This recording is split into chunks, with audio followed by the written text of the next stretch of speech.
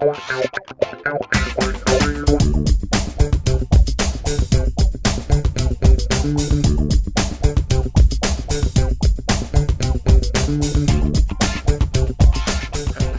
What's up?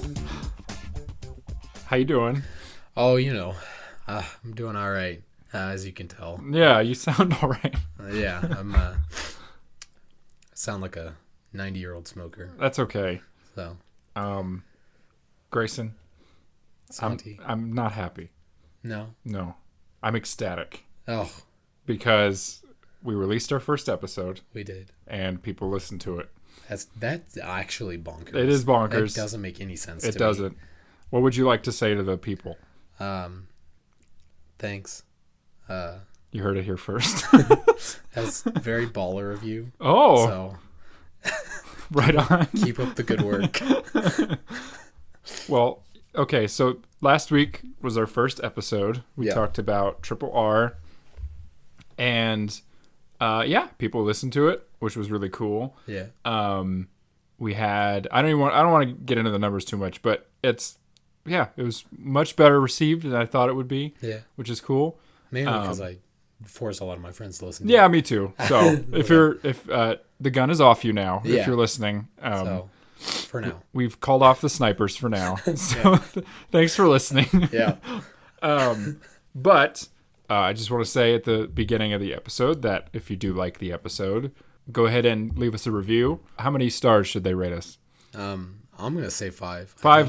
Five's good to start. I think that's a really nice, even number. If you can rate more, you should. Yeah, if you have that opportunity. Otherwise, just stop listening. Yeah. Just don't. But yeah, so we're now also on social media. Yes. We're on all the things Yeah. that are Except TikTok. except TikTok for now. For now. We might get on there at some point, but That's going to be a Santi thing because I don't know how to use yeah. TikTok. So for everyone who you don't need to know this, but basically all the social media is me. So if you're being mean to me on there, just know you're hurting my little feelings. Yeah. I think that's all the logistical stuff Yeah. out of the way. Yeah. I'm not good at doing this with another person in the that's room. fine. I'm used to doing it by myself when I have like 10 minutes to prepare. Yeah, and you have like a script. I have and a all script I can read from. But that. yeah, and we'll bring that up again at the end of the episode. Yeah. But thanks for listening. You guys, we appreciate the support. Yeah. Thank you for everything. I hope you're finding these entertaining at the very least. Yeah. But I hope so. And next episode, I probably will not sound like this, hopefully. So. hopefully. But if they do, that's okay. We love them anyway. Yeah. But yeah, so this week we watched a movie. We sure did. We seem to do that every week. Yeah. It Yeah. seems like that's what this podcast is about. We watched Yip Man: The Final Fight, which is a 2013 film.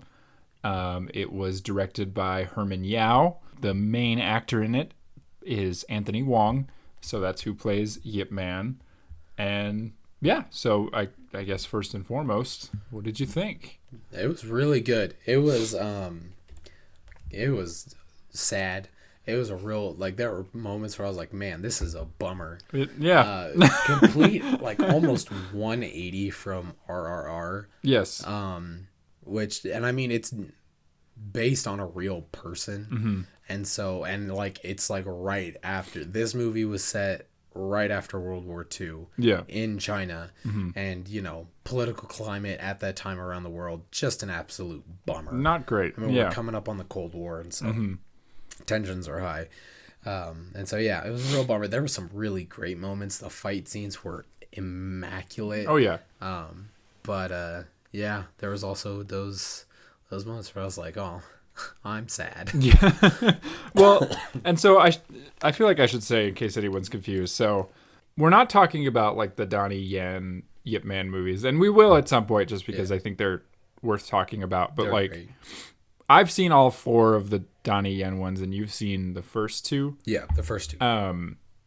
So maybe we'll watch like 3 or 4 because I don't really like 3, and it's not because it's like a bad movie or anything, but it's not as good as the other ones. But 4 is like one of my favorite ones, so Nice. we'll watch those at some point. But Cool. this is it's not really related to the other Yip Man movies. It came out before 3 and 4. So I think in a weird way, it like is trying to capitalize like on the popularity of those movies. But it's definitely, in my opinion, I feel like it's similar to the Donnie Yen ones, but it does things different enough that I think it establishes itself as like a good movie in its own right, but more so like it's a different flavor, I think. Yeah. Because kind of like with Triple R, I think the Donnie Yen ones, and I don't want to compare them too much because I want the movie to stand on its own legs, but I think the Donnie Yen ones, kind of like Triple R, like really take a lot of liberty with the real Yip Man's life and, you know, make him into much more of a superhero, which this movie does a little bit. But what I like about this movie is that it does a lot to make him much more human and like much more flawed. And you get I read one review and it was something like that Anthony Wong's portrayal he feels more like a real person than I think Donnie Yen's does. And I don't mean that to mean that like Donnie Yen's bad, because he's not. I mean, he's obviously not. But I feel like his Yip Man is definitely much more one-dimensional than this version, who you see him go through a lot more. But anyway, we'll talk about it. So, kind of like with last week, we'll kind of go through the plot and then kind of touch on things as they come up.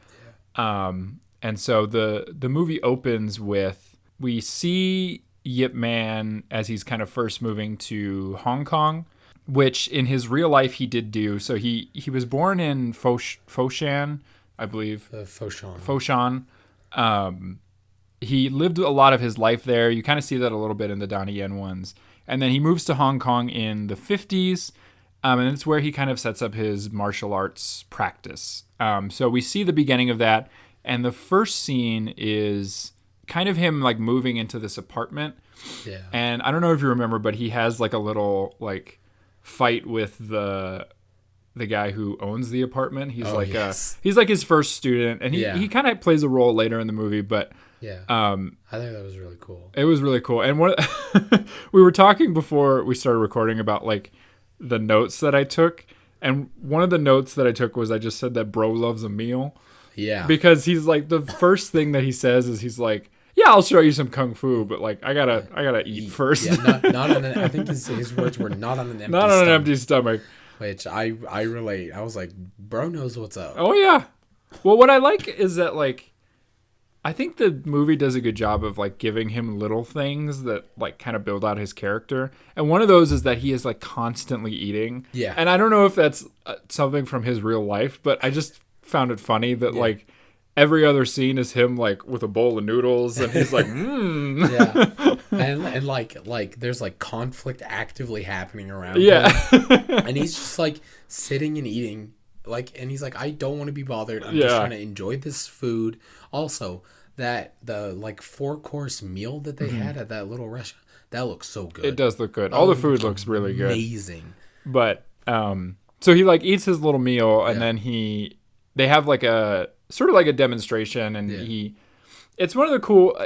So one of the reasons I wanted to talk about this movie is because it's kind of our first introduction in the show to like martial arts movies, which if I was a lesser person, I would make the entire show just about martial arts movies, because not be opposed to that. They're my favorite thing. But what he does is he puts like a newspaper on the floor, and he's like, if you can knock me off this newspaper, or no, he just says something like, just go ahead and try to knock me off this newspaper. Yeah. Which it's something that you see a lot in martial arts movies, where somebody will establish like a small area of space, and they're like, just move me, just push me, or if you could take this thing from me. And I think what it leads to is like the first fight is it's really close quarters. It's Yip Man mostly using like his feet to kind of like parry him, and it goes around the room a little bit, but I thought that was a good introduction to his style, I guess. Yeah. And I go ahead. Oh yeah, and for those who don't know, Yip Man is infamous for Wing Chun, the martial arts style Wing Chun, which is a gorgeous fighting style. It is so fluid and elegant. It looks really cool. It's so good. It's funny. One of the things I did this week was, and I don't normally do this with martial arts movies, but I was kind of curious. I was like, what does like a Wing Chun practitioner like actually look like? So I was watching a lot of like YouTube videos of people doing Wing Chun, and what I found interesting about it is obviously, in a movie they have to kind of play it up a little bit and be, a big theme of Yip Man movies, and not just this one, but pretty much all of them, is this idea that Wing Chun is this super, deadly, like really effective kung fu style. And, it's not that it's not, but it is funny when you watch, kind of real demonstrations of it. It's very, it's a lot of posing and movements and stuff. And it looks really cool, especially when they're doing, things with the wooden dummy and they're doing like the poses and stuff. But I watched this one video and it was this guy who, he's like an MMA fighter and he goes up against a Wing Chun master and he just pummels him. Oh, really? It's kind of sad. You're like, oh, but I mean, that's the whole point of, mixed martial arts is you're supposed to take things from everything and be the most effective you can be. And I think especially when you have like more, I want to be clear, I don't know anything about this stuff, but definitely these more traditional martial arts suffer from, rigidity, like, the traditionalism, I guess, not utilizing everything to its most effective degree. But I mean, but in the context of this movie, I think it looks super cool. Like and there's moments in this movie where I feel like the Yip Man movies have kind of all established themselves as he has these like signature moves that he does, and one of them is like the multi-punch, down the chest. Gets me. I love it every time, and he does it later on in the movie, but I just every time he does it, I'm like, he did the thing. He did the thing. Well, and especially in the Donnie Yen ones, there's a great scene. It's the like he's in the ring fighting for rice, and there's one dude. He goes for like a solid, I don't know, 10 seconds just doing that. And I was like, dude, he's down. Like, you can let up, my guy. Jeez.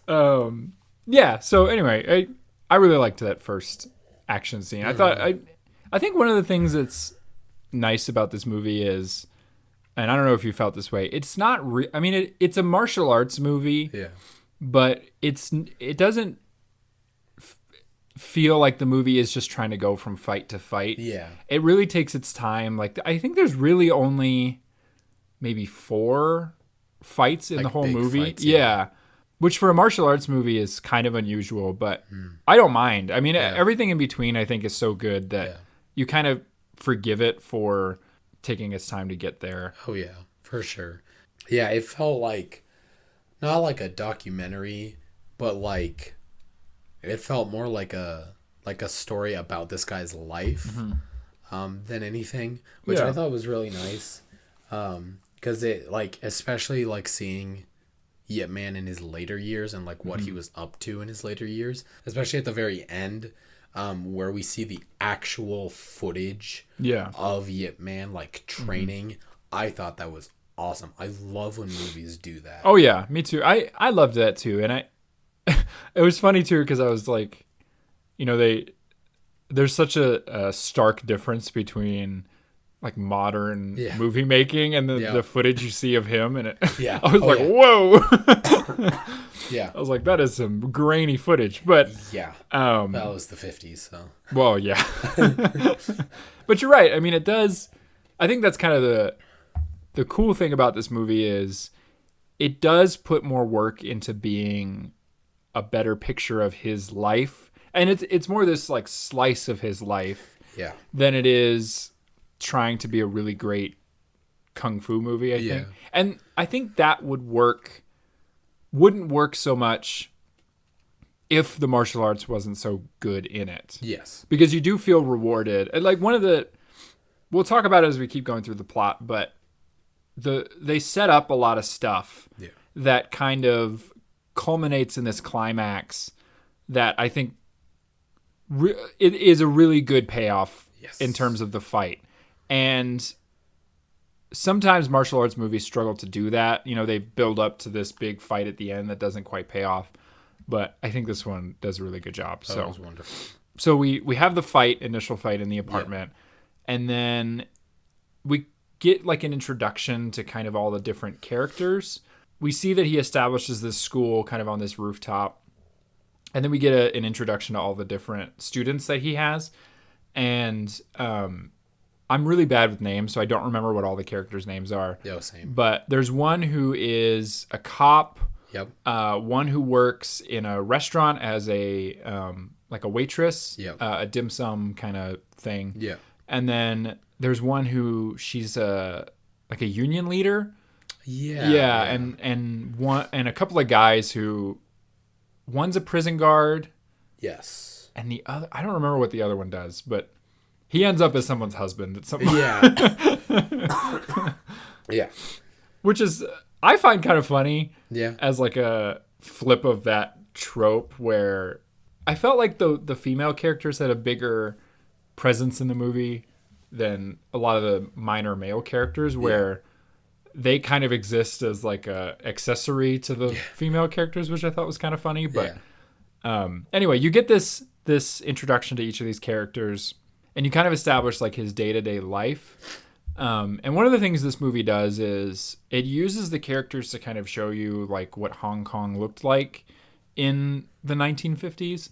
Because I don't know if you know too much about Hong Kong history, but at this point in time, Hong Kong was separate from the rest of mainland China. Okay. And the reason being that it was technically owned by the British. So there's this long, complicated history that Hong Kong has with the United Kingdom, and I can't really get into a ton of it because I'm not a historian, and so I only know kind of the bare basics. But essentially, Hong Kong had this agreement to be a part of British territory until I think it was like 1999 or something like that. It was like 100 years. Yeah. And so in modern day Hong Kong, they're slowly starting to become part of mainland China. But they are still kind of their own economic and cultural power in and of themselves. Please, no one get mad at me. I have such a bare understanding of this. But to bring it back to the movie, what you see through a lot of the characters and stuff is kind of how Hong Kong looks at that time. You see, the way that the British kind of reside over everything. There's a lot of infighting between unions and, labor bosses and stuff like that. So a big part of this movie is the idea that, Hong Kong at this time is struggling financially. They're running into these cultural clashes where certain people feel, more culturally tied to China, and other people feel, this superiority about being a policeman or what have you. So we see a lot of that, which I think sometimes like doesn't always come across well, but I think for the most part the movie does a good job of showing you all that stuff and giving you like a good context for what's going on. So we meet all the students. Yeah. We're like 10 minutes into this movie. That's okay. And after that we see Yip Man he has his wife come to Hong Kong. Yes. From Foshan. Yes. And he's kind of like showing her around the city, and he takes her out to eat, and he's like giving her a good view of like what he set up and stuff. And one of the moments that I really liked that I think again speaks to this idea that what this movie does really well is kind of the human moments, like the tender, because this movie is really like nice in parts. It feels very sweet and very warm. And one of the nice moments is him and his wife are in bed, and it's like really cold out, and they have this tiny little blanket that they're like trying to share. And then Yip Man's students come and bring them a blanket, because they know it's cold. And they're kind of cuddling under the blankets. And he says something like, she says something like, "Don't look at me because I have wrinkles." Oh, yeah. And he says, "Don't worry, I'm nearsighted." I thought that was very cute. That was adorable. It's a cute moment. Yeah. That whole scene was lovely. It was lovely. And yeah, like you said, it really brought the humanness to Yip Man, and like, Yip Man in any iteration that I've really seen was so humble. Like, he was just like some guy. He just liked to vibe and eat and smoke and just like water his plants and then occasionally kick some ass. Oh yeah. Like, that was like a side hobby. Yeah. But like, he's just this like really humble, like homebody guy. Yeah. It's wonderful. And that was in this movie specifically, we see a lot of that. Yeah. Which was great. And what one thing this movie does that a lot of martial arts movies do is they ruminate kind of on what martial arts mean and what they can do for an average person. And one of the things that you feel comes across in this movie is Yip Man is all about, not throwing the first punch. He's all about, you have these things to defend yourself, but they're not for, aggression. They're for defense. And like you said, I like that idea that he's this humble guy, that he's not, all about going out there and showing off and whatever. He's just, he's just there to whatever. Yeah. And there's an opening scene that I kind of glossed over, but after you kind of meet all the characters, a couple of them get into a fight with these like old dudes that they're playing mahjong with. Yeah. And Yip Man like really gives it to him about like, if you keep getting into fights, like either you're going to get killed or you're going to kill someone. Yeah. And they say something like, well, if we're not supposed to use it, what's the difference between this and like learning how to swim? Yeah. And he says something along the lines of, just because you know how to swim, does that mean you start pushing everyone in the ocean? Yes. And I'm like, oh man, this dude. Like, he gets it. Yeah. And he understands what I really like is they write him so he's wise, but he's not, I don't think he falls into that stereotypical, like wise old kung fu master kind of thing where he's not flawed. Yeah. But I do like the moments where you feel, you understand why people would want to learn from him. Yes. And follow him. Yeah. Which I thought that was nice. Well, and after so his students like beat up these people that they're playing mahjong with. Those guys then go to their martial arts master and they're like, oh yeah, the students of Yip Man beat us up and all this stuff. You got to show them what's what. And then they have this really great moment where the other martial arts master was like, we don't got to fight. I'm just going to write him a letter. Oh, so that moment's actually later in the movie. It's after. Oh, that's right. Because so we'll backtrack a little bit. I love that moment and I want to talk about it a lot because it's my favorite thing in the movie. So good. So anyway, we meet his wife and everything, and there's all the nice moments and whatever. All these nice moments and whatever, who cares? Yeah. And then there's this scene where they're all kind of on the rooftop and they're having like a union meeting. Oh, yes. And there's some postulating back and forth about, whether they should go on strike or not.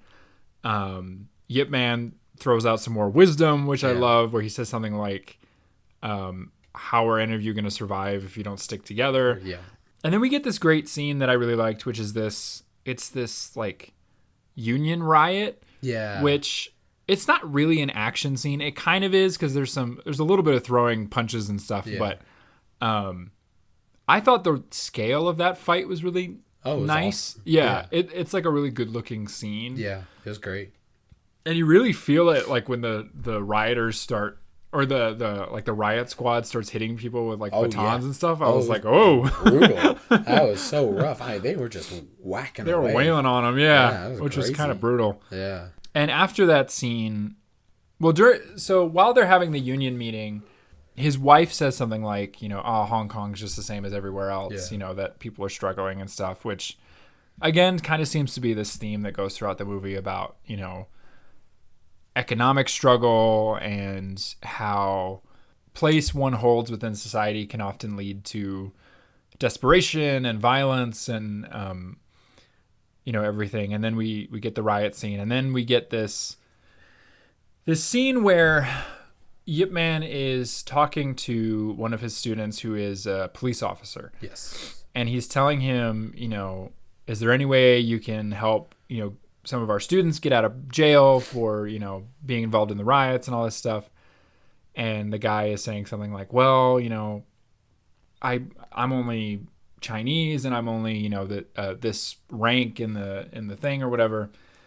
And then Yip Man orders him this like turtle jelly, which I didn't get a chance to look up what that is, and I wrote a note that was like turtle jelly question mark, because I don't know what it is, but it sounds good. It sounds, and it kind of looked good. It kind of looked pretty good. Yeah. And we get another one of the tropes, which is Yip Man like smoking. Yeah. Because it's also in the Donnie Yen ones. Like I don't know.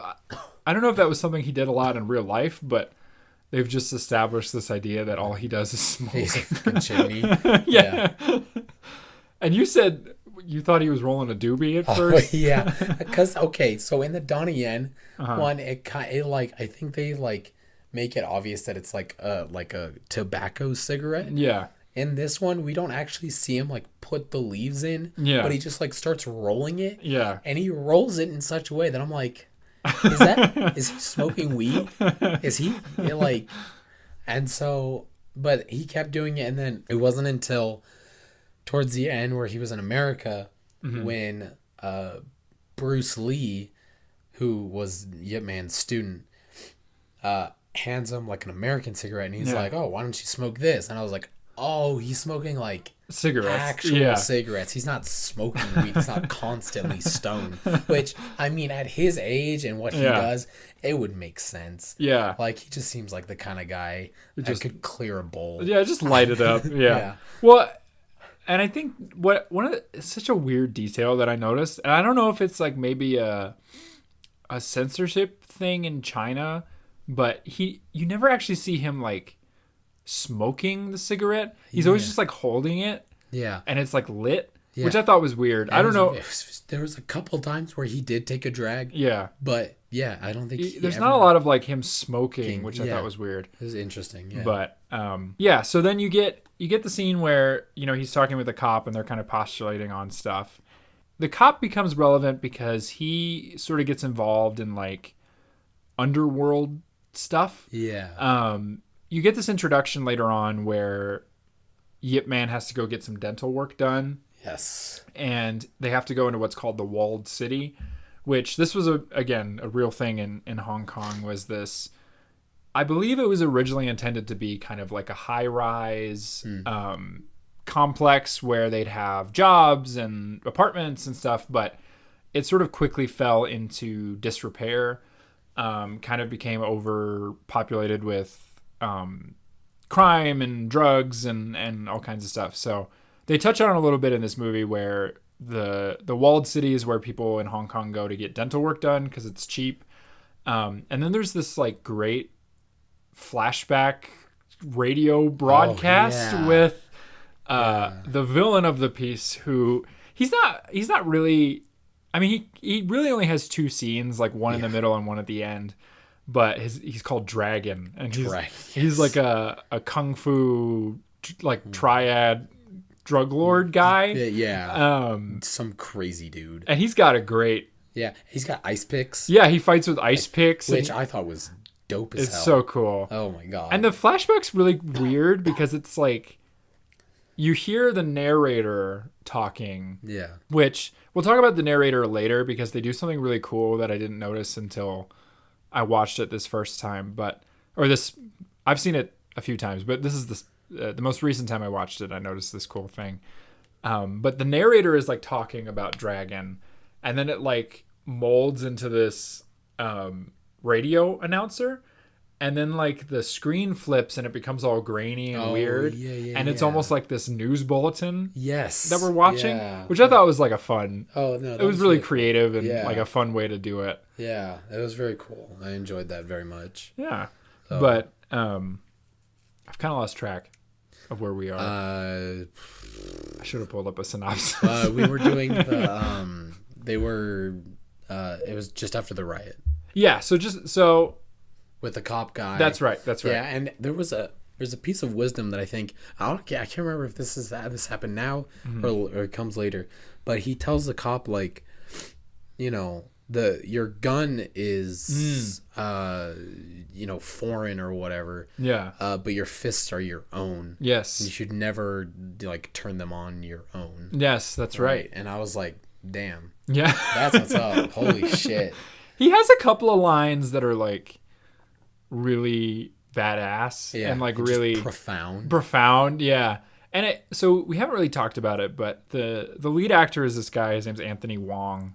I think he does such a good job. Oh, he's so good. I think his portrayal is way different than Donnie Yen's. Like, I think he's much more... Donnie Yen's Yip Man is very, like, almost like a reluctant hero. Like, he doesn't want to be involved in anything. There's a lot of scenes of him being kind of passive and almost like... His Yip Man strikes me as more as like a guy who just keeps getting into situations. He like stumbles into it. He's like Mr. Bean. Whereas this one, he's much more, like I said, you get a better idea of like why people would want to learn from him.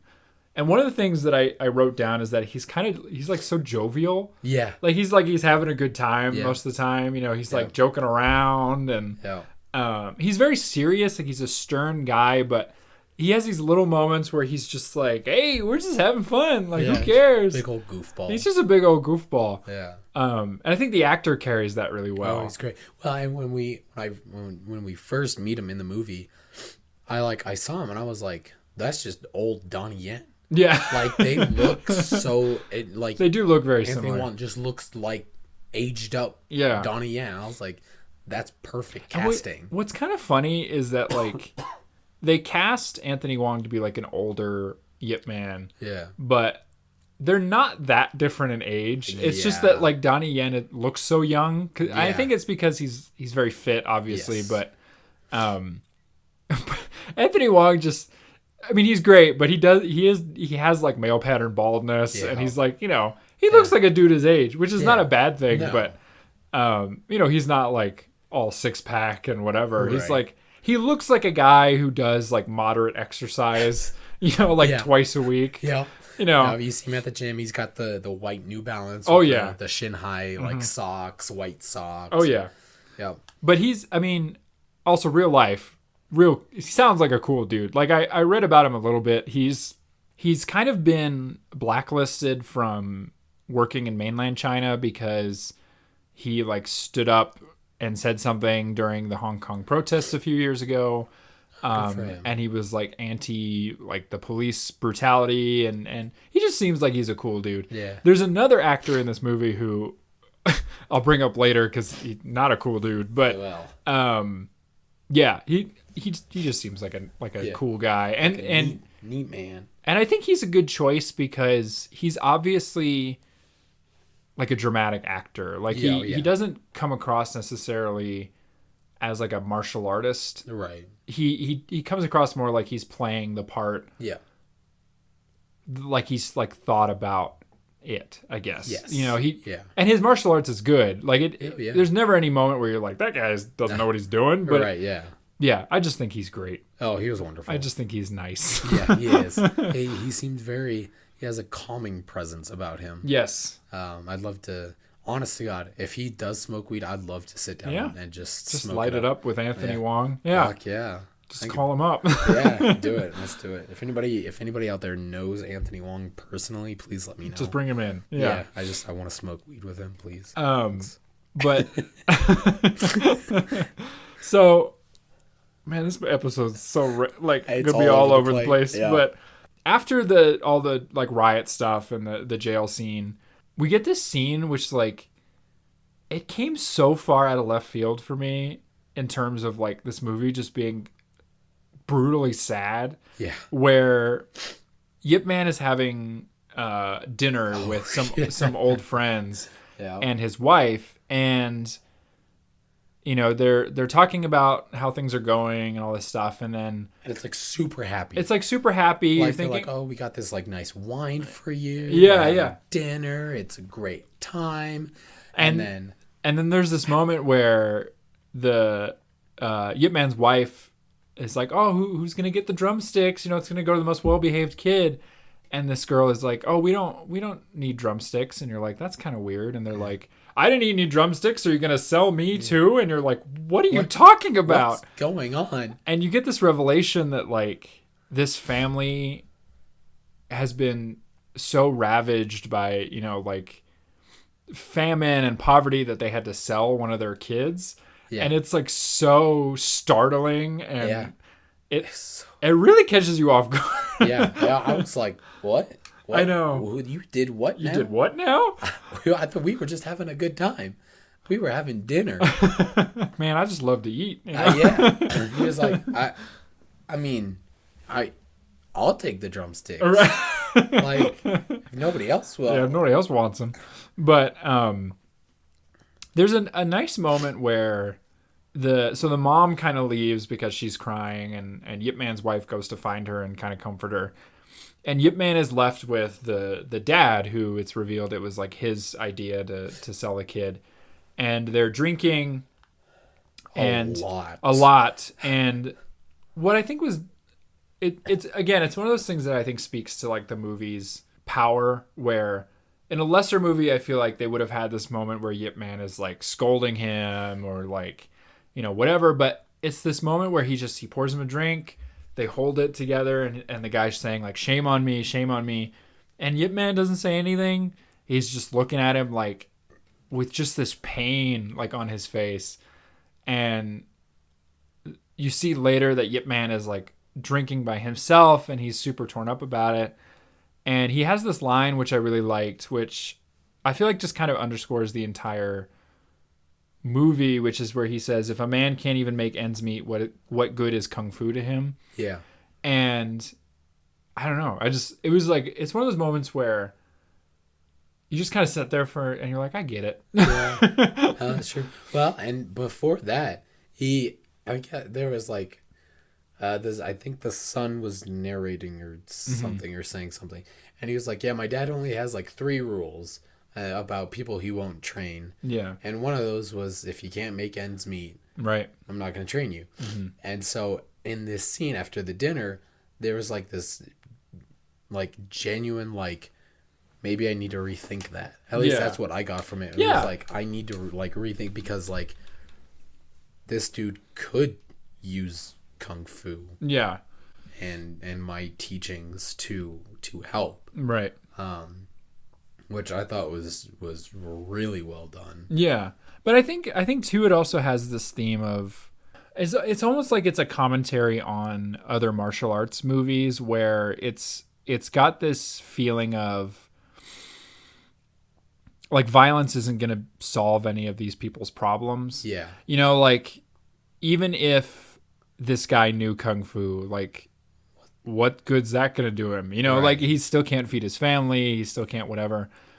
And I think what makes this movie good, that some of the other movies that I watched this week that I'll talk about, is like, this movie went in to be a Yip Man biopic, but it also had like the balls to kind of be about something. Yeah. Like, it's not about, you know, whatever. It's right. It's like, it has a theme, and it has, you know, it takes steps to comment on that theme, and to it has something to say, which is like, right. That's what good movies should do. Absolutely. You know?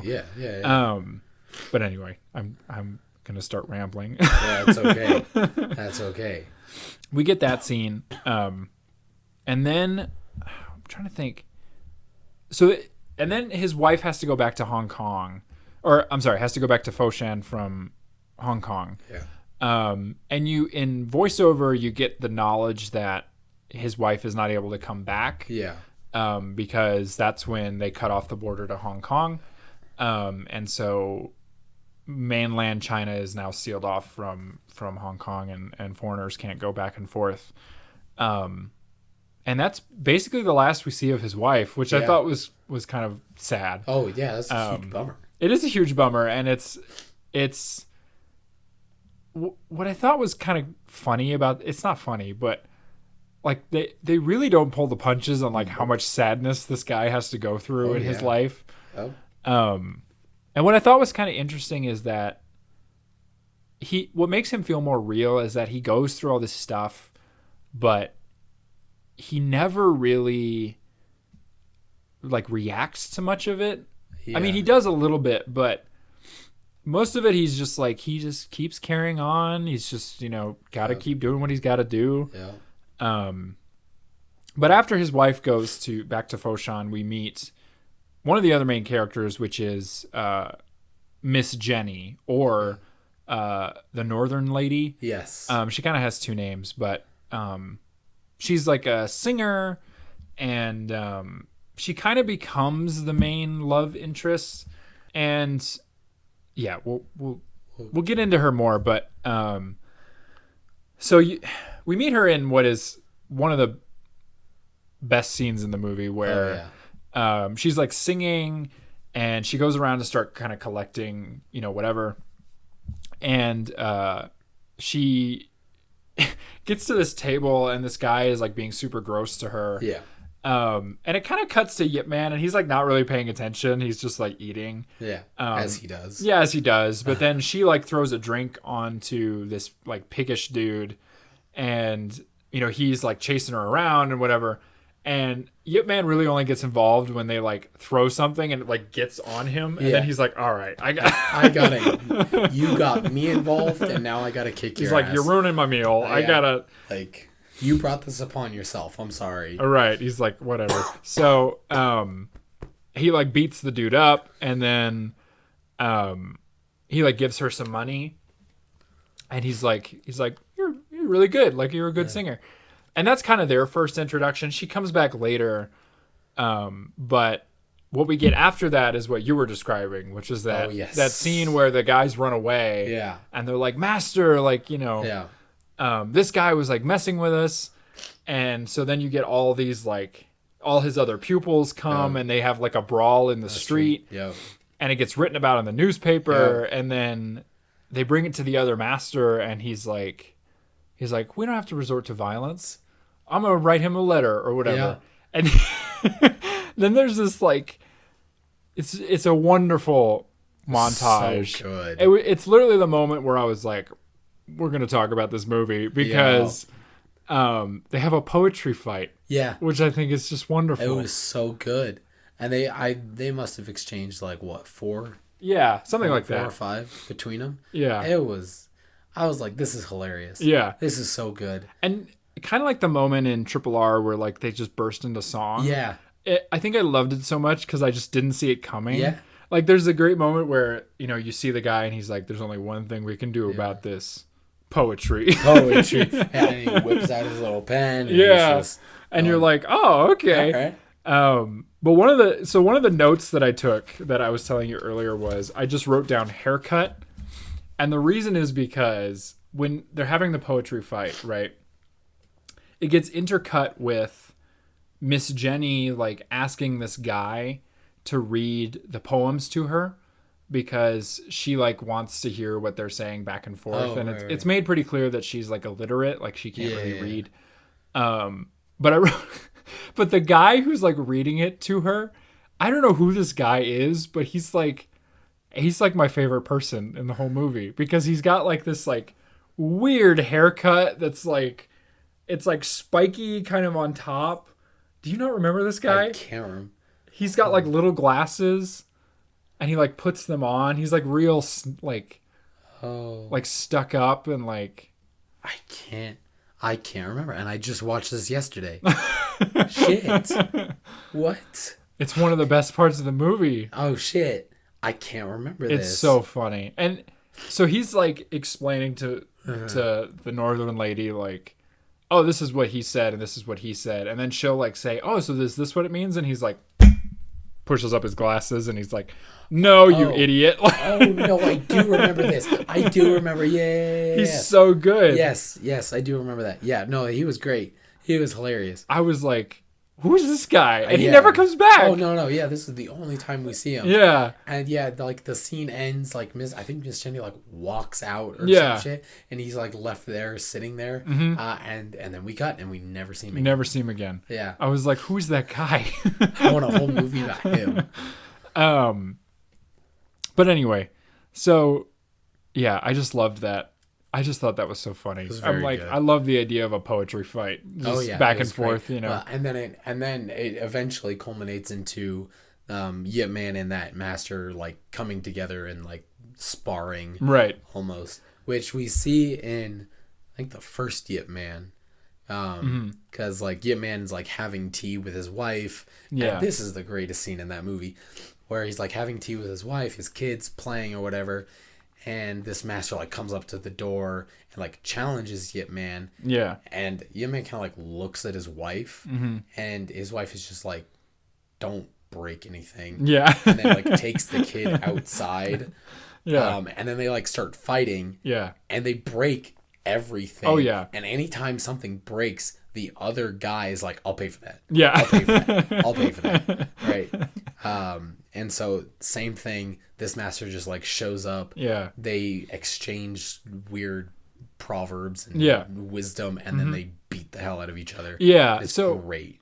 So one thing I want to say, and not to be a downer on this, the other master, I can't remember his name, but I did read that he's been accused of some not so good stuff. No. Yeah, I know. It's such a bummer. Which, like, so I don't want to heap too much praise on him just because I'm like, oh, that's gross. But their exchange I thought was fun.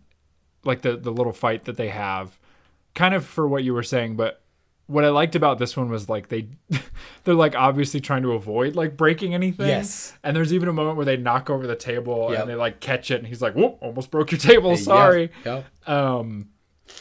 Which I don't know. I just the whole vibe of this movie I thought was nice, where it's like most of the violence isn't that serious. Like no one really dies.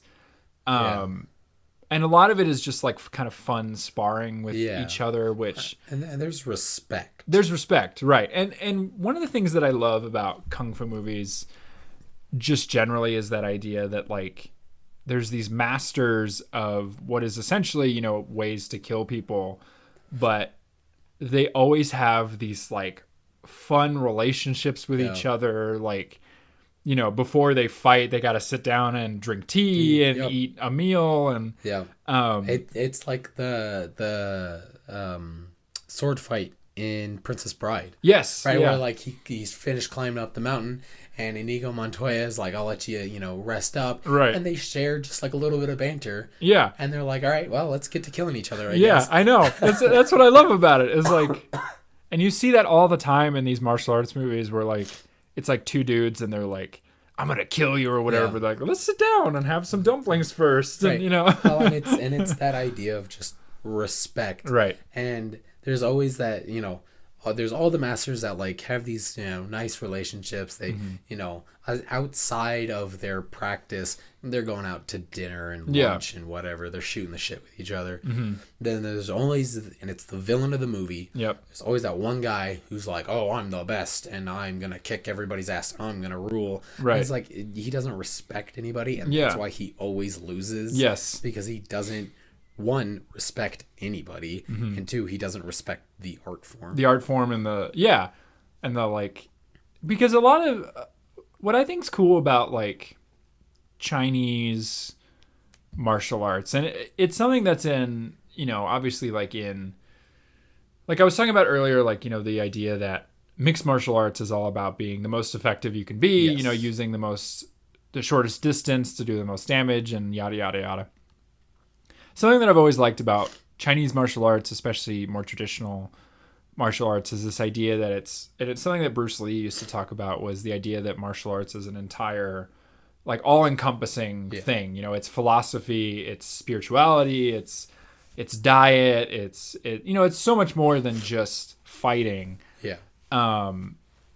And like you said, one of the things that this movie does is it gives you a sense of that with Yip Man. This idea that it's not just his fighting style, it's not just his whatever, it's his whole being, is encompassed in his martial arts.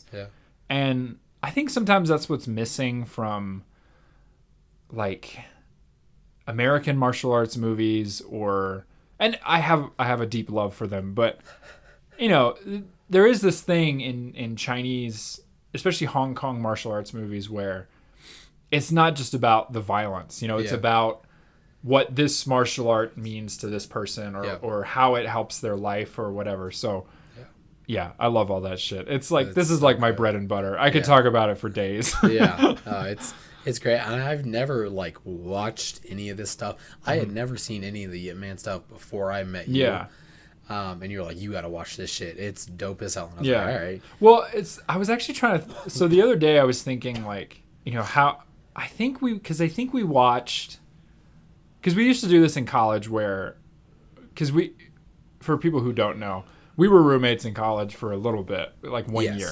But prior to that, because we're kind of a 2/3 of a trio of friends. Yeah. What's up, Sam? Yeah, what's up, Sam? I hope you're listening. Yes, please. I know where you live, I think. I hope you're doing well. Yeah, same. But when we all lived on campus in college, oftentimes one of us would go away for the weekend or, you know, something along those lines. So it would just be like the two of us. Oftentimes when it was you and me, we would just like sit and watch movies. Yeah. And I often would do this thing where I would be like, you got to see this stupid movie that I like, you know, and I would show you, and I would then show you like a good movie to kind of like, you know, whatever. Yeah, like a palate cleanser. And with this one, I remember distinctly because you hated it, and I showed you Triple X. Oh yeah, the Vin Diesel movie. Yep. And you were like, what? And it was the new one, the one with Donnie Yen in it. And you were like, what the hell are you? I was like, and it finished and you were like, I hated that. And I was like, well, I'm going to show you like a good movie. And we watched Yip Man. Yip Man, yeah. And I remember that. I've always had this love of Yip Man because for me, it was my first like martial arts movie. And I have no idea why I watched it. I think it was like back in the day when just everything was on Netflix. Yeah. And I just remember, and I watched it when I was like 13 or 14, like something like that.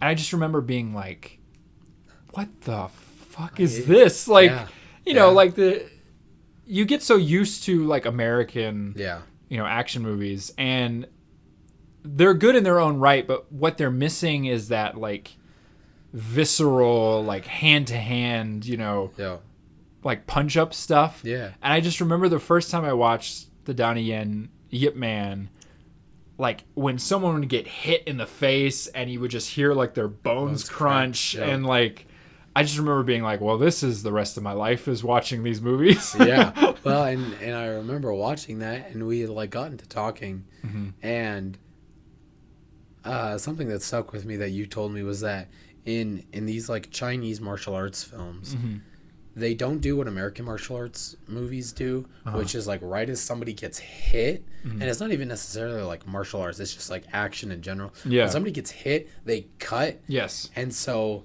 I can't remember what that does, but I guess it makes it like less effect. Well, oftentimes like, and this doesn't go for everyone because this has definitely changed with like John Wick. Obviously. That's just because Keanu Reeves is... Yeah, it's because he's the best. Yeah, but he's incredible. Oftentimes because for a long... Okay, I'm going to get into a whole thing. So, for a long time, like, American action movies have centered on actors, right? Yes. Whereas especially in Hong Kong, you know, like with the Shaw Brothers films and really early martial arts movies, the main focus was on the martial arts. Yeah. So you would have someone who had been practicing a martial art their whole life, and they would showcase it, and that was the movie, right? And you didn't have to cut because the guy knew what he was doing. Right. In America, we usually, you know, you're thinking about people like Tom Cruise, right? Right. Now Tom Cruise knows a bunch of shit, but like early in his career, he didn't know judo. He didn't know whatever. And so the way you hide that is with editing. Yeah. And, you know, you have a shot where you see his fist going at the guy.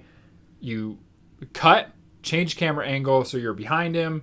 Now all of a sudden you can hide his fist not really hitting his face, and it looks like he's punched the guy, right? Yeah. And that's how American movies are cut. Now, for the most part, it's fine. Like, it works. Right. But what you get when you watch, you know, a Hong Kong action film, you're seeing two people most of the time who know martial arts. Yes. And they can know how to fight with each other and not get hurt, and they can learn the choreography really well, so you don't have to cut. Yeah. You can just have the camera far back, you see them in widescreen, and they're just going for it. Yeah. And I think what happens to like people like me who like get really into Hong Kong films is you start to like get a taste for it, and it's like you can't go back. Like you just and I still love American action movies for all their faults, but like you said, what you get when you watch something like Yip Man is these beautiful fight scenes where there are cuts, but for the most part, when you're seeing him hit a dude 10 times, that's just Donnie Yen doing that, you know. And it's crazy. And in this movie, to get back onto the movie, I like, even with like the students, they just hit people. Yeah. Like there's the whole fight ring. Mm-hmm. That shit was bonkers, insane, brutal. Oh yeah. Right? Because it's a fight ring. All rules are thrown out the window. Right. And that's a little bit later in the movie, so I don't even know where we left off, but big old tangent. That's okay. It's fine. I mean, this whole podcast is just tangents, but that's fine. Yeah. So the Donnie Yen ones are incredible in their own right. Yeah. But the wife had just left Hong Kong. Yes. And Donnie Yen, or not Donnie Yen. Yip Man goes back to like teaching and all this stuff. He has this little sparring moment with the other master. Oh, that's right. Yeah. Yeah. And then I can't remember when we find out his wife dies. That's a little bit later. That's later. Well, one of the subplots that we touched on a little bit is there's this cop who is he's a student of Yip Man's. Yes. And we see him sort of slowly starting to get involved with the underworld. He's taking bribes and he's kind of doing, some shady stuff. And his first kind of big shady thing that he does is he basically fixes this, it's called like a lion dance contest. Oh, yes. And we get this great scene where we get to watch this lion dance contest. And this is a thing that it's a part of Chinese martial arts history. You see it in a ton of martial arts movies where it's really cool. It's like 2 or 3 guys in this lion costume, and they all have to work together to like get this bundle that's like on top of this like big pile of sticks. Yeah. And the cop is basically paid to like mind his business. Yeah. And like let the dragon let his like the person he wants to win. Yeah. By any means. Yeah. And we get this great shot of how the guy is like gonna win, and he has like needles like in his sleeves, and it looks like this other master is gonna win, and then like he gets pulled down, and there's like Yip Man is there for some reason, and they like get into this like they have to defend him and all this stuff. And he has this, this punch up with this dude who has like needles in his sleeves. Yeah. And it's kind of the first like big fight scene with Yip Man. And I think Anthony Wong does a good job of like obviously he did his best to learn like the martial art. Oh yeah. So there's a lot of good like long takes of him, like using his forearm to kind of like deflect like the needles and stuff. Yeah. I just thought that whole scene was so much fun. Oh, it was so great. And it was just like, I can't even remember. During that whole scene, I was like, oh, this is what's up. Yeah. Because by this point, there wasn't, like you said, like any of these like longer fight scenes. This was like the first like big fight aside from the Yip Man and the other master's little tussle. Yeah. This was like, there was actual stakes here. Yeah. Right. And it was just, and those needles, man. They look vicious. They were awful. Yeah. And there's a shot where like he like goes to throw like a punch. Yeah. And he misses Yip Man and he hits like the wood and you see him like take some of the wood off. Yeah. And you're like, whoa, I wouldn't want to get hit by that. Yeah. And I was, as that fight was happening, I was like watching Yip Man to see how he would kind of work around those needles. Yeah. And he really worked that dude's like upper arms in terms of like blocking, and he really tried to use his feet a lot. Yeah. To get him back. Yeah. Which I thought was very interesting. Yeah, one of the things I think is kind of fun about like this movie as opposed to the Donnie Yen one is you do see him use like his feet a lot more. Yes. Like a lot of him like deflecting with his feet and like pointing his toe and like hitting someone with it. Yeah. A lot of him like holding his foot over someone on the ground. Like yeah. Yeah, that whole scene is like so much. It's awesome. It kind of results in like a stalemate because that guy comes back later. Yeah, it's a great scene. And then we get the first introduction of Miss Jenny like hanging out with Yip Man. Yes. Now in real life, from what I understand, Yip Man did have like a mistress. So I think she is based on that real life character. Okay. And one of the things that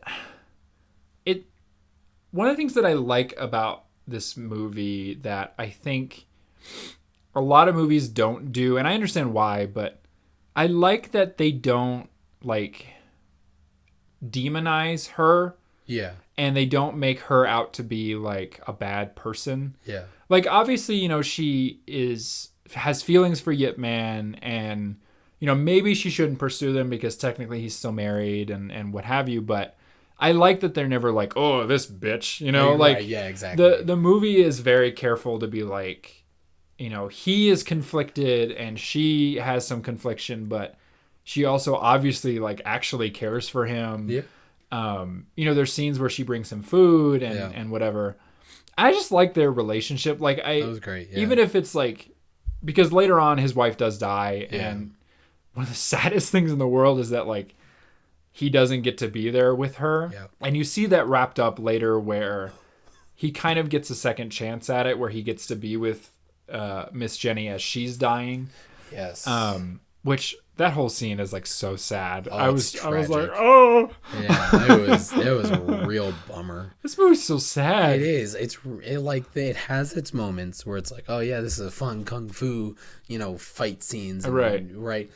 And then just out of left field, it's like, oh, you're happy? Yeah. Oh well, bummer for you. Yeah. And I just and the other thing that was really sad is like we get these like small tiny scenes where we see Yip Man's health deteriorating a little bit.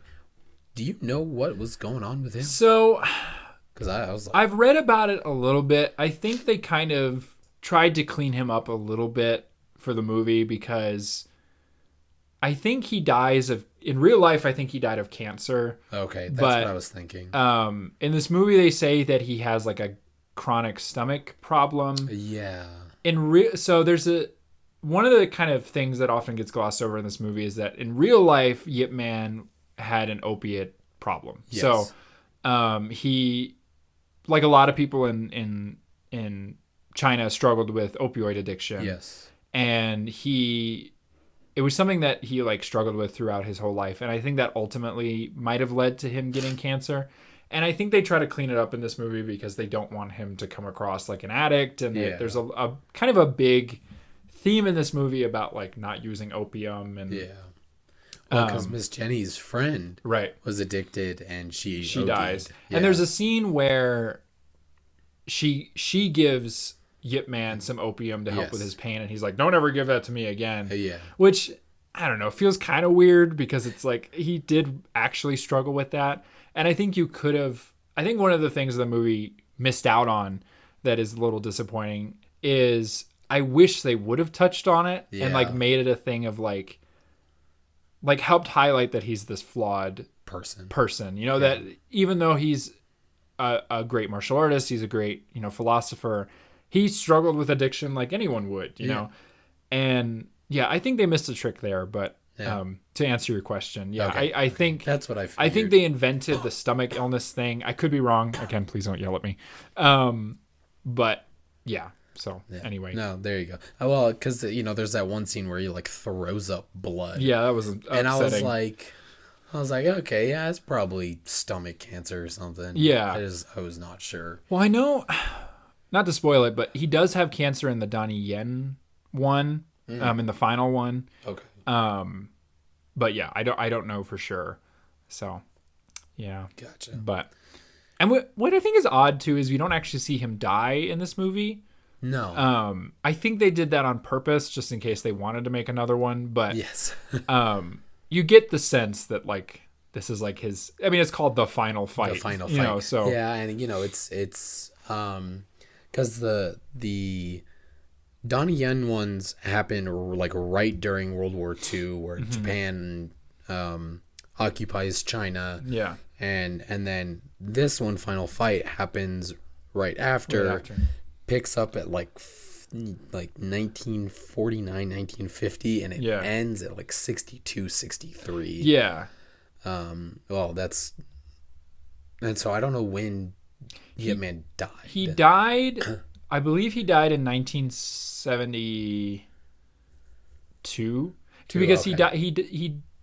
So, for those who don't know, Yip Man, we said it already, but he was Bruce Lee's teacher. Yes. And Bruce Lee died in 1973. So he died like right before Bruce Lee. Okay. I read that somewhere. I can't verify it for sure, but so he did live quite a bit after this. Okay. I mean, he was pretty old when he died. Oh yeah. A fun fact for you that I found. So, and it's relevant to the scene we're talking about. So he gets the phone call that like his wife died. Yes. The old man who is like, Yip Man, there's a call for you. That's Yip Man's real life son. Really? Yes. Wow. He is 98 years old. Wow. That's awesome. I had no idea. I didn't either. That's really cool. He was, because he's been a producer on like a couple of the Yip Man movies and stuff. Really? But yeah, I think this is that might be one of his only cameos. Okay. And when I first watched it, I was like, they really focused on that old man's face. I wonder why. And then I read it and I was like, oh, that's his real life son. That's his actual That's kind of cool. That is cool. He's still alive, 98 years old. Wow. Yeah. Good on him. I know. I was like, wow. Hopefully he gets to the big 100. Yeah, I hope so. Cool. We probably jinxed him now. But, well, sorry. We didn't do it. It wasn't our fault. That you know about. Talking about his son. So his son is in this movie. Yeah. And so this is the thing I was talking about earlier, that the movie does something cool that I didn't notice. So his son is the narrator, right, for a lot of the movie. But the narrator actually changes a few times. Really? Because there's moments where the narrator is actually one of his students. Yes. And what's cool about that is there's actually a line where his son says there's little difference between being his son and being his pupil. And then the narration like underscores that, which I thought was just like a super, like I didn't notice it the first time I watched it. And then this time I was like, oh, that's cool. Okay. Like that's a fun little nod to that. Yeah. Like, I don't know if they did that. I mean, they did it on purpose, but I just thought that was like a nice, that's a nice really cool thing. Yeah. That's really cool. I didn't even notice that. That's what's up. And I think that's one of the things this movie touches on it, and the Donnie Yen ones touch on it too. That one of his flaws as a person is that like he's not really a good dad. He's kind of absent. Like he doesn't really talk to his son all that much. Yeah. Which I thought was kind of disappointing. I'm like, oh, I wanted him to be a good dad. But, you know. It is what it is. We can't all be perfect. Yeah. You win some, you lose some. Yeah. But, and yeah, his wife dies of cancer. Yeah. He doesn't get to be with her. Yeah. And it's just really horrible. Like, he like answers the phone, he gets the news, and he just like walks outside, walks into the middle of the street, and then just collapses. Yeah. Which is just awful. It was heartbreaking. It is very heartbreaking. Poor guy. It reminds me of shit. I just totally forgot. There's another movie that does a similar thing that I totally forgot. It doesn't matter. But it's a great moment. And it is the moment too where he has like a vision of his wife coming to visit him. Yes. And then it morphs into Miss Jenny. Yeah. And I'm not quite sure what the movie was trying to say with that. Like if it's that he is viewing her as like a replacement for his wife, or what I took it to mean, if only because I don't want to be that cynical, is he sees her as like his second chance to be, a good partner. Yes. And there is a tenderness to him that I think his relationship with Miss Jenny does a good job of like highlighting. Like he tries not to upset her. He's good about like, when everyone's being mean to her, he's like, don't worry, like I'll eat your rice cakes. And I like that. Like I like that they tried to show that like, oh, he's not like a jerk. Like he's just kind of, he's just kind of absent-minded. Like, he's more like stuck in his head than he is like in the real world. Yeah. Yeah. And the rice cake thing, that was also real sad because they have this like Yip Man and like all of his students have this dinner, and Miss Jenny shows up with these like rice cakes. Yeah. And she goes into the kitchen, and for some reason, like the one student just hates her. Yeah. Just absolutely loathes her. And so like Miss Jenny walks in with these rice cakes, and she's like, oh yeah, you can stir fry these or do whatever. And just absolute cold shoulder. Yeah. And they never get eaten. Yeah. And it's just real sad because then like she's cleaning the dishes. Like she's doing all the dishes. She didn't have to. Yeah. But she did. Yeah. I think one of the sore spots of this movie for me, that for the most part I love this movie, but I think one of the things that I don't like about it too much is that it paints women in a not so great light. At times, like it kind of makes them out to be like, oh, they're bitches, or look how catty they are, and it's like, I don't know if you needed to do that. Which is kind of weird too, because on the one hand, it's like so sympathetic towards Miss Jenny. Yes. But then on the other hand, it's like, look, check out these bitches being all mean to whatever. And I'm like, I don't know what you're trying to say with this, but you're right. Yeah, I thought that was kind of a meh part of it, but for sure. So we get all these scenes that kind of highlight, like where they all are in their lives, and you see Yip Man is sort of starting to deteriorate, like in terms of his health. Meanwhile, the cop is like, he's promoting these like underground fights. Yeah, and you see that. Like I was saying, like all these threads start to come together. One of Yip Man's former students opens his own school, and he's like struggling financially because he's not really getting a lot of students to come into his school. And since he's desperate for money, the cop comes to him and is like, you could win money at like this fighting ring. And so he starts to become like this star within this like underground fighting ring. And Dragon, who's like the ringleader of this whole thing, is like, for once I'd like to see like Wing Chun lose, I feel like the fights are whatever. And so the final fight, as the film title tells you, is this student of Yip Man's. He's like fighting this guy in the ring, and he gets poisoned by a supposed fan who like brings him like a Coke that's actually poisoned. And all this is happening while like a typhoon is going on. It's a whole mess. And his wife like runs to go get him, and she is like way pregnant. Oh yeah, baby's about to come any minute now. And she squares up with this dude. Yeah, and one of the funniest lines in the movie, it's like not funny, but I thought it was the way it was delivered was funny. She's like standing in front of him, and she's like, "Don't hit him anymore." The villain's like, "I don't care if you're pregnant. Like, I'll kill you." Yeah. I was like, God damn. I was like, "Jeez." Yeah. But one of Yip Man's other students like figures out what's going on, and she like goes to get him. Yeah. And there's this great shot where like, oh my God, they're all like marching to go rescue his student. Yeah. And there's like these guards who are like, "Oh, stop, you can't come any further." And he's like, "I'm gonna get my student." And then like his like other students just like start beating them up. Yip Man, this whole time they're like walking up, Yip Man is like laser focused, tunnel vision on just getting his student back. He doesn't throw a single punch until he gets into that fucking ring. And like you could tell, I was like, oh, this dude means business. Somebody's gonna get their ass beat. And so he like gets in the ring, and the cop is like trying to hold everyone off, like, whatever. And he's like, there's this moment where he's like, I can't do anything. Like, we're in the walled city. Like, cops won't even come in here. And so Yip Man takes him to the side and he's like, if I get him outside, can you arrest him? And he's like, yeah. And Yip Man's like, bet. I give me a minute.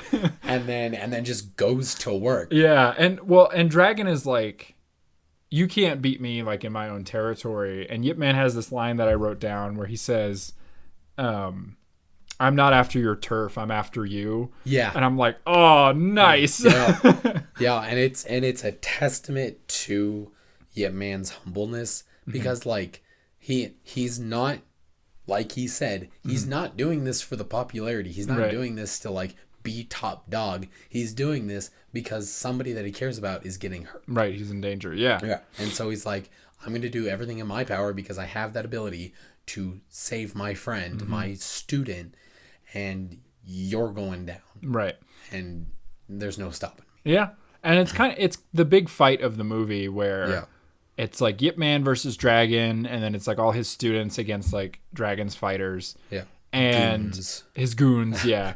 And like I said, like I think this fight, for me, you could put this in any of the Donnie Yen ones and it would like fit perfectly. Like it's well choreographed. Yeah. It's, you know, it's well shot. Like the fighting in the rain looks really cool. That's so good. He even does the thing where he like gets a pole and he's like twirling it at him and like he does the multi-punch thing, which I love. Yeah, and he does it a couple times. It was great because like I think it was like towards the end of the fight, he like does the multi-punch thing.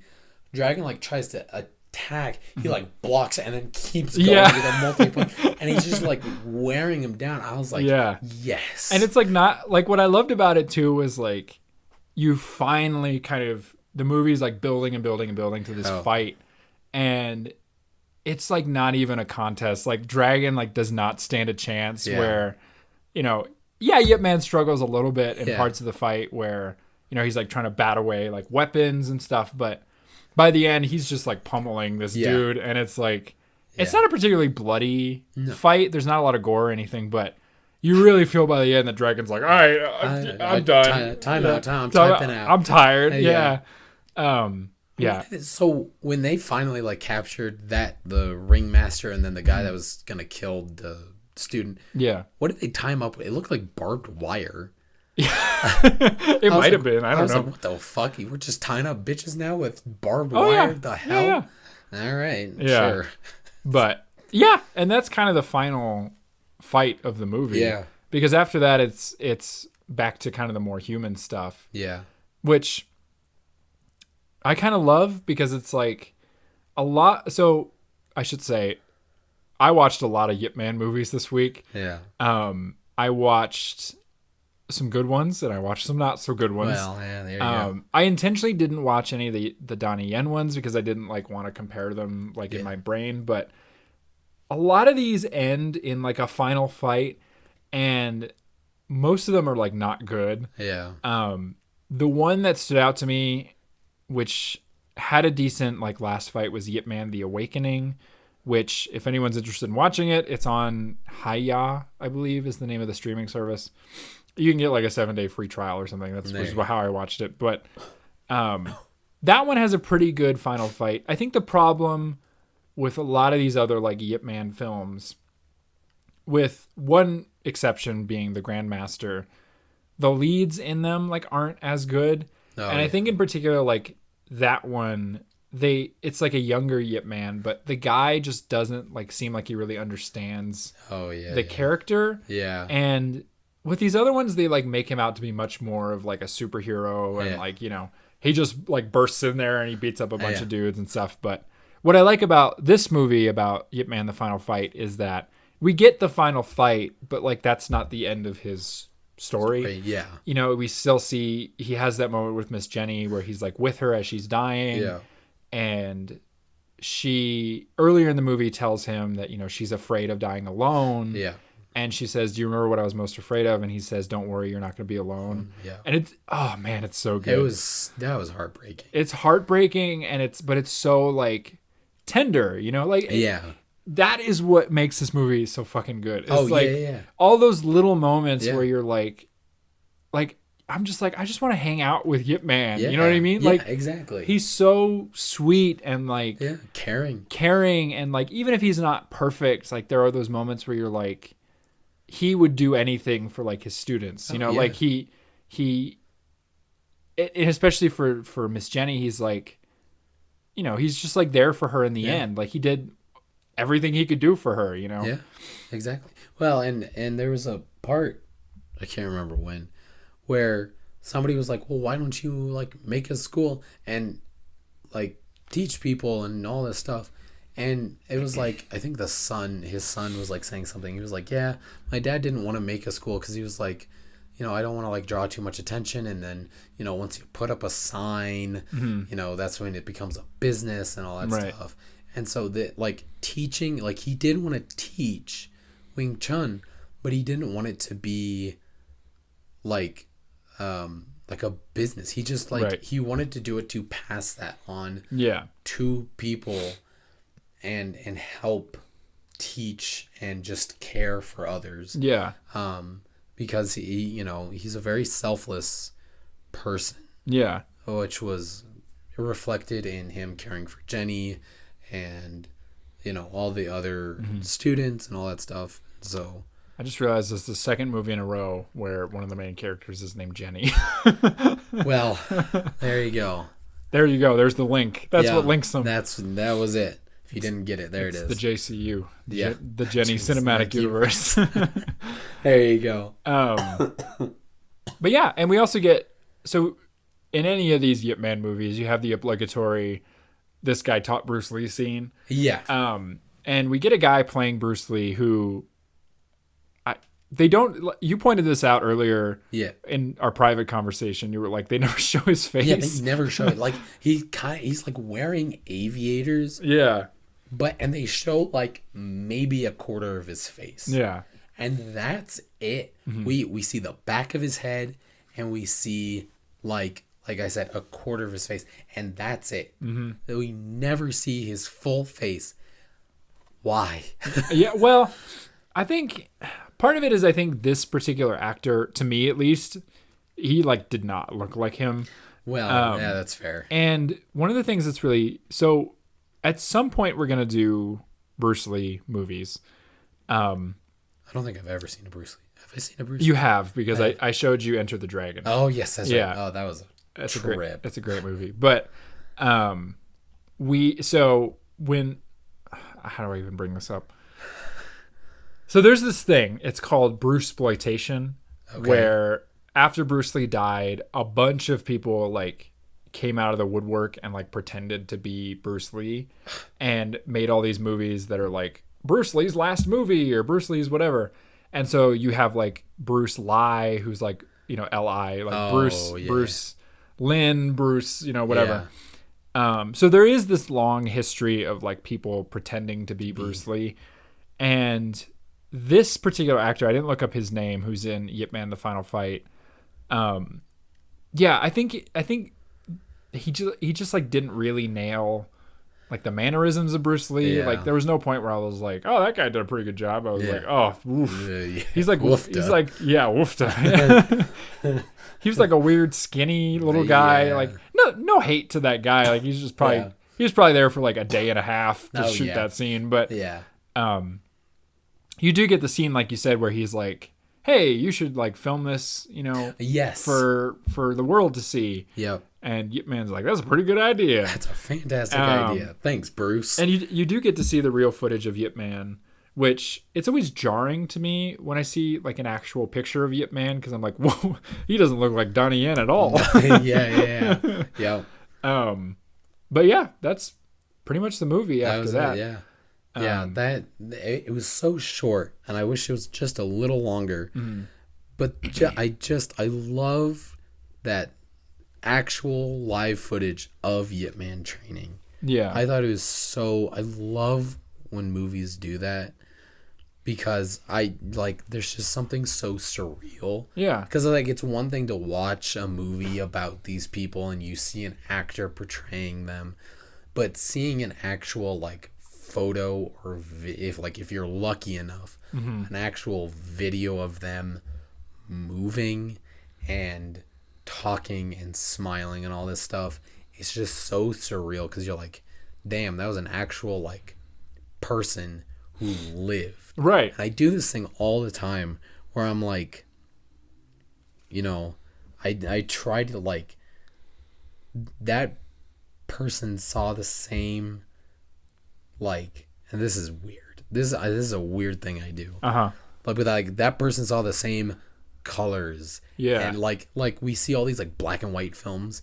That's not how they saw in real life. They saw like legit colors and whatnot.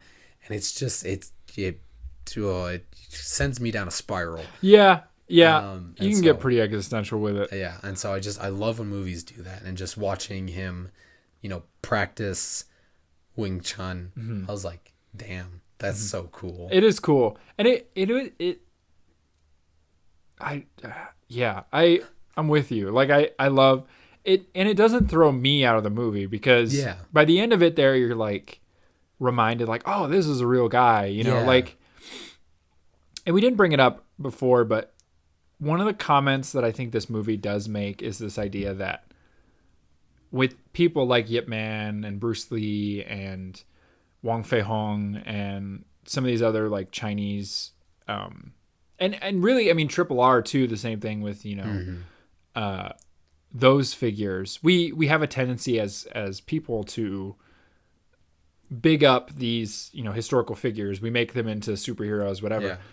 And I think this movie does make a comment on like, yeah, we do that, but we know they're not real. Yeah, you know, like exactly. And it brings us back to him being a real person. You see him as he was, and I think that's what a lot of these other Yip Man movies miss, is this idea that, yeah, he was a cool guy and he had martial arts skills and stuff, but he was still just a guy, you know, he's some dude, and he lived and he died and that's it, you know, like, so I think that's what this movie nails. And I think that's like, I think it's why it's like a good intro to like Kung Fu. 'Cause it's like, we're easing our way in, you know, it's like, it's not, 'cause we're going to get into some crazy shit later on, but I'm ready for it.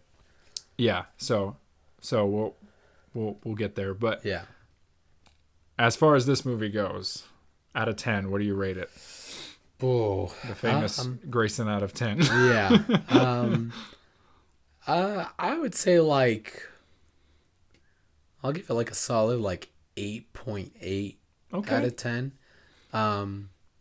It had its moments. The thing that I was struggling with kind of at the beginning is that they were always like cutting like abruptly. Yes. And it almost seemed like it was a different like time, and the time flow was kind of off. And it took me a while to like catch on to all of that, because like in most movies they'll have like, oh, we're gonna cut and here's the date, right?